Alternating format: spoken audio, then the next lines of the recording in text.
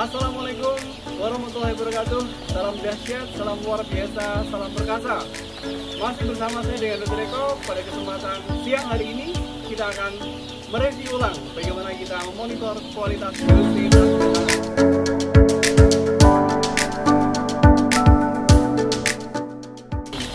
Kenapa hal ini penting? Karena DOC yang kita terima adalah bahan baku kita untuk beternak di kandang, sehingga kondisi kualitas tersebut harus termonitor dengan baik. Permasalahan terkait dengan kualitas DOC ini harus betul-betul jeli secara pengamatan di lapangan, dan rinci kita harus melakukan pemeriksaan lebih lanjut karena ini berdampak terhadap tindakan apa yang harus kita lakukan ketika kita mendapatkan kualitas DOC yang kita terima dengan optimal.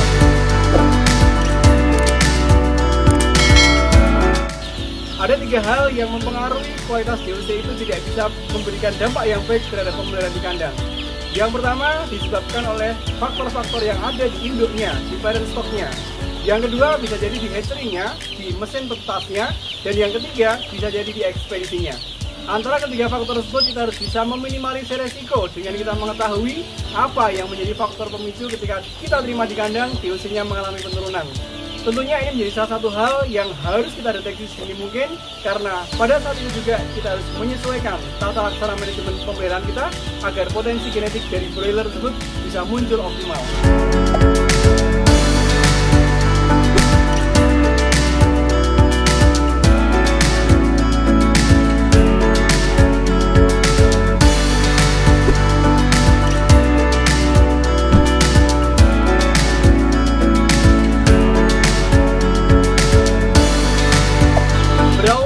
Deteksi dini kualitas DOC yang kita terima, lakukan penyesuaian tata laksana manajemen pada waktu 3 hari pertama, 7 hari pertama, 2 minggu pertama, dan yang tidak kalah penting adalah segera lakukan tindakan-tindakan antisipasi lebih awal terkait dengan permasalahan yang kita terima di kandang dengan lebih jeli dan lebih teliti, dengan termonitor dan terukur, sehingga parameter pencapaian minggu pertama bisa lebih optimal. Simak video ini sampai akhir dan jangan lupa like, comment, and subscribe. Terima kasih. Assalamualaikum warahmatullahi wabarakatuh. Sebagaimana kita ketahui, kualitas DOC amat sangat penting untuk monitor, karena dengan bekal DOC yang baik, maka pencapaian performa sampai akhir dipanen akan lebih terjamin dibandingkan ketika kita mendapatkan DOC dengan kualitas yang buruk. Tentunya DOC yang baik adalah DOC yang berasal dari induk yang sehat, mempunyai mata yang cerah, lincah, aktif, seragam, dan tidak mempunyai cacat fisik, pusar tertutup dengan optimal, dan tidak ada lengkatan kotoran pada duburnya. Namun pada kondisi tertentu, kita akan berhadapan dengan kualitas DOC yang tidak sebagaimana kita harapkan, di mana kondisinya jauh dari standar, tidak sesuai dengan apa yang kita sebut sebagai DOC kualitas yang optimal.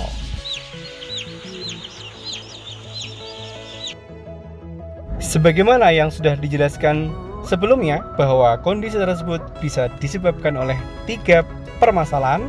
Di antaranya adalah permasalahan yang ada di breeding farm, permasalahan di hatchery, dan bisa juga terjadi permasalahan di ekspedisi.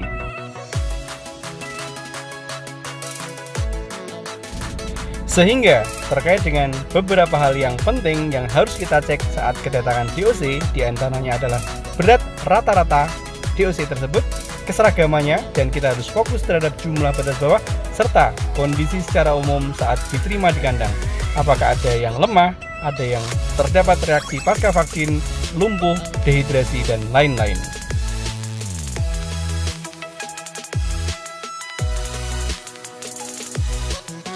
Dari data-data kunci yang sudah bisa kita dapatkan, segera kita masukkan ke dalam tabel parameter monitoring kualitas DOC. Data tambahan yang perlu dilakukan pencatatan diantaranya adalah lama perjalanan dan mati di box. Hal ini penting untuk mengevaluasi sejauh mana kondisi DOC yang kita terima dihubungkan dengan permasalahan yang terjadi di mobil ekspedisi. Karena mobil ekspedisi yang berangkat dari hatchery menuju ke kandang benar-benar di luar kendali kita, dan kita harus mengevaluasi seberapa jauh transportasi tersebut berdampak terhadap kualitas DOC yang kita terima.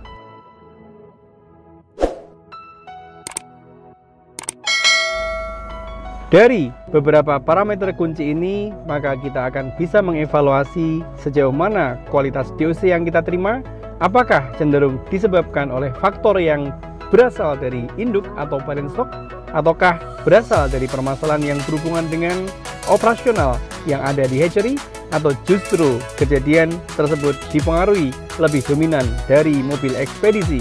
Karena ketiga macam faktor tersebut mempunyai indikasi yang berbeda-beda berdasarkan parameter yang kita amati.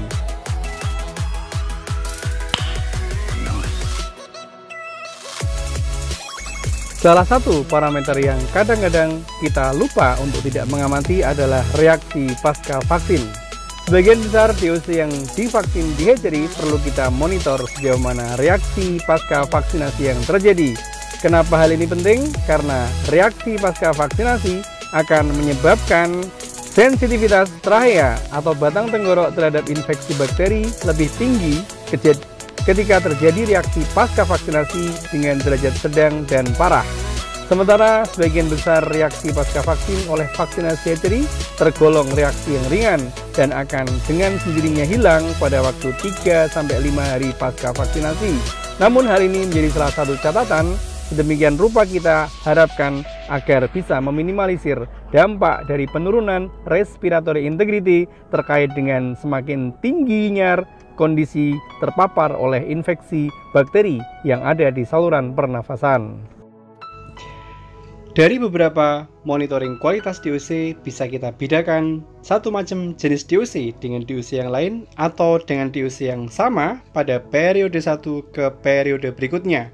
Hal tersebut amat sangat penting untuk dianalisa dan dimitigasi faktor resikonya. Dan yang tidak kalah penting, hal tersebut bisa dijadikan sebagai masukan, sebagai saran yang konstruktif kepada supplier DOC sehingga bisa melakukan feedback yang baik, saling menjadi partner bisnis yang mendukung satu dengan yang lain agar bisa mengoptimalkan pencapaian performa produksi di kandang.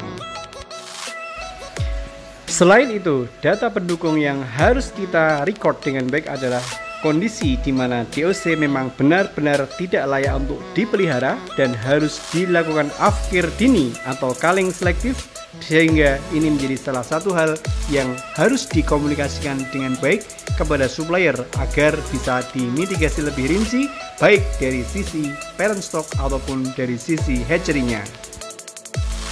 Apabila terjadi kejadian ini dengan derajat yang parah, maka komunikasi yang intens dengan pihak supplier harus selalu dilakukan.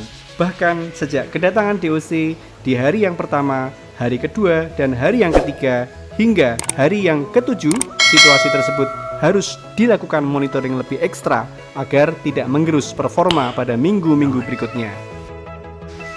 Lebih jauh dari itu, dari sisi tata laksana manajemen pemeliharaan di kandang harus segera disesuaikan apabila dari data-data kualitas DOC menunjukkan kondisi DOC yang tidak optimal dan proses di mana afkir dini juga selalu menjadi perhatian utama selama minggu pertama dengan penyesuaian tata laksana manajemen tersebut.